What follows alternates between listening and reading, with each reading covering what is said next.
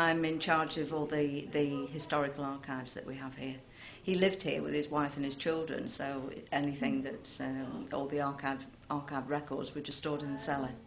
And because the cellar's so big, nothing was ever thrown away. There was never any need to, root out records and chuck them away. And everything to do with the orphanage from the days it was built was still in the cellar. So it's all been moved up here now to the archive room, and we're going through the process of preserving it all. We still have the original admission forms that were filled in for each child in the 1890s, which are getting pretty delicate now over 100 years later. So we're in the process of scanning them all to keep digital records for the orphanage, and then they're going to be wrapped properly in acid-free paper and stored with Lancashire Records Office. They've given us all the equipment we need to do that and shown us how.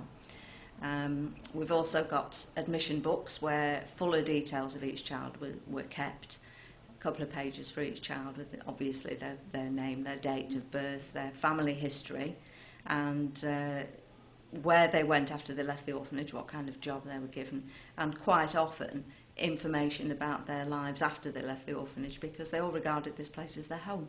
And James Dixon and his wife as their surrogate mum and dad, so they often came back to visit. And all of that history is there. So we're digitising all of that because obviously a lot of people are so interested in family history these days, and the orphanage gets a lot of requests from members of the public wanting to trace their family history. And it's only right that we're able to make as much of it available as possible. So my job largely is transcribing all these old records, and it's fascinating. Such a picture of social history. And James kept a desk diary as well. We've got access to that, where he noted down everything that happened in the orphanage on a daily basis. A lot of it was then written up into the child's records, but there are some great anecdotes about what it was like to be here and how the orphanage was run, and exciting things that happened and fun things that happened. So, yeah, the whole job is fantastic.